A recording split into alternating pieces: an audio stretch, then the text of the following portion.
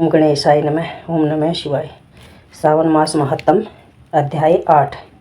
ईश्वर ने कहा, हे सनत कुमार, आपसे पापों का नाश करने वाला मैं बुध और बृहस्पति व्रत को कहूँगा, जिसको श्रद्धा के साथ करके मनुष्य उत्तम सिद्धि प्राप्त कर सकता है।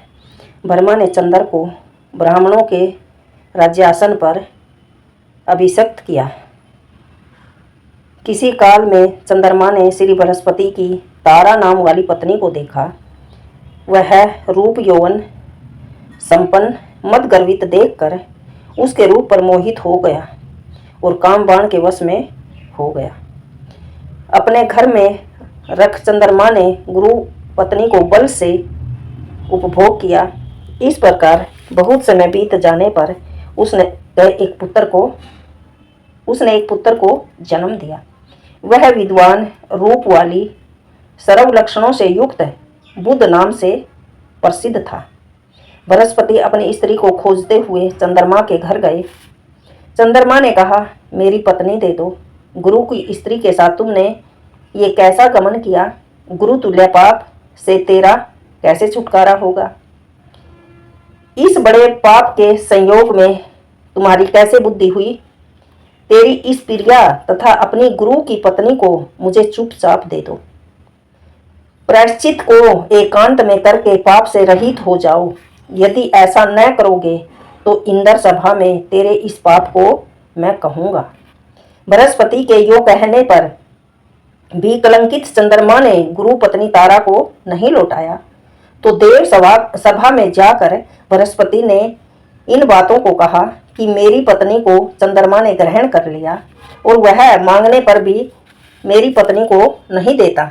हे इंद्र, आप देवराज हैं, आप मेरी पत्नी को आज्ञा से दिला दो, अन्यथा चंद्रमा अपने किए हुए पाप को भोगेगा, इसमें कोई संशय नहीं है। क्योंकि राज्य का पाप शास्त्र के निर्णय से राजा को ही भोगना पड़ता है। दुर्बल का बल राजा है, यह पुराणों में कहा गया है। गुरु की बात सुनकर इंद्र ने चंद्रमा को बुलाया और क्रोध से आज्ञा दी कि हे चंद्र, गुरु बृहस्पति की पत्नी को दे दो। अन्य की पत्नी के संग गमन करने में पाप कहा गया है। गुरु पत्नी के संग गमन तो महापाप कहा जाता है। इसलिए हे चंद्र, गुरु की भार्या को बिना विचार किए लौटा दो। इंद्र की वाणी को सुनकर निशापति ने कहा, आपकी आज्ञा से भार्या को तो मैं दे देता हूँ, पर पुत्र को नहीं दूंगा। यह मेरे से उत्पन्न है, मेरे वैभव से संपन्न है। इस बात पर बृहस्पति ने कहा कि यह पुत्र मेरे से उत्पन्न है, इसमें देवता गण को कोई संशय उत्पन्न नहीं होना चाहिए। देवताओं ने यह विचार करके किसके शरीर से पुत्र पैदा हुआ है, इस बात को माता जानती है। देवताओं ने बृहस्पति की पत्नी तारा से पूछा, किसके द्वारा गर्भ धारण किया? हे कल्याणी, सत्य कहना, तुम मिथ्या वाणी मत कहना। लज्जा से संपन्न तारा ने कहा, चंद्र का ओरस और बृहस्पति का क्षेत्रज पुत्र है। आप लोग जिसे सुयोग्य जाने उसे दे दें। ऐसी वाणी सुन देवताओं ने शास्त्र से विचार कर उस बुध लड़के को चंद्रमा को दे दिया। इससे गुरु को बहुत दुख हुआ। देवों ने दोनों को वरदान दिया। चंद्रमा से कहा, हे चंद्र, तुम घर जाओ, यह पुत्र तुम्हारा है। चंद्रमा तथा बृहस्पति पुत्र ग्रह होगा। हे सुराचार्य, और भी शुभ वर को ग्रहण करो। जो मेधावी दोनों का मिलकर एक साथ व्रत करेगा उसे सब सिद्धि प्राप्त होगी। यह सत्य है, इसमें कोई संशय नहीं है।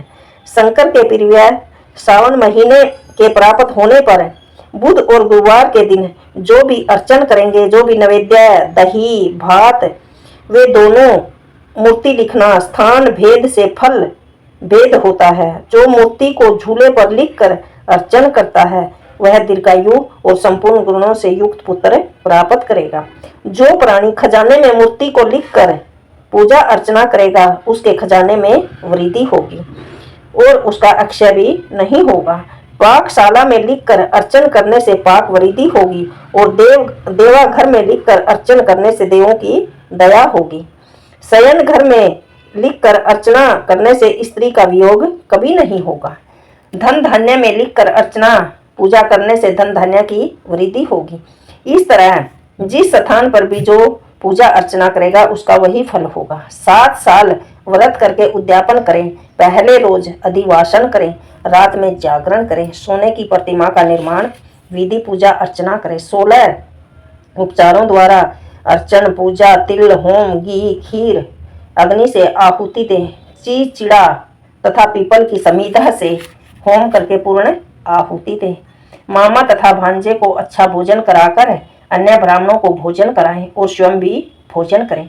इस प्रकार 7 साल तक जो मनुष्य व्रत करेगा उसकी सब इच्छाएं पूर्ण होंगी। सनत कुमार ने शंकर से कहा, हे भगवान, आपने जो मामा और भांजों को भोजन कराने के लिए कहा है इसका क्या कारण है, ये भी बताइए। ईश्वर ने कहा, हे सनत कुमार, पहले समय में मामा और भांजा दोनों दरिद्र थे।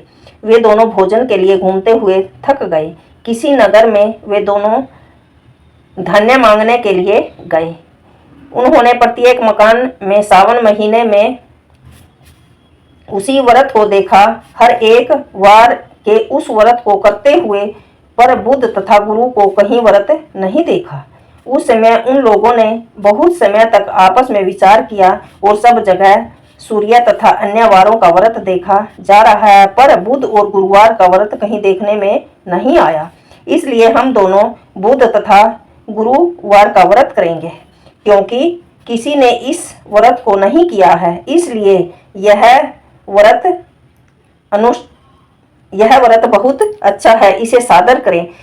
पर व्रत विधान न जानने से फिर दोनों संशय में पड़ गए। तब उसी रात में उन दोनों को सौपन की विधि ज्ञात हुई।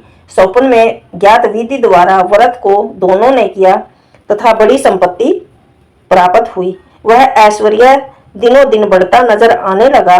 इस प्रकार 7 साल तक व्रत करके वे पुत्र पौत्र आदि से संपन्न हो गए। प्रत्यक्ष हो बुद्ध तथा गुरु ने उन दोनों को वरदान भी दिया कि आप लोगों ने हमारे व्रत का सुविचार किया, इसलिए आज से इस शुभ व्रत को जो करेगा वह निश्चय मामा और भांजे को भोजन कराएगा। ओम नमः शिवाय। 8वां अध्याय संपूर्ण।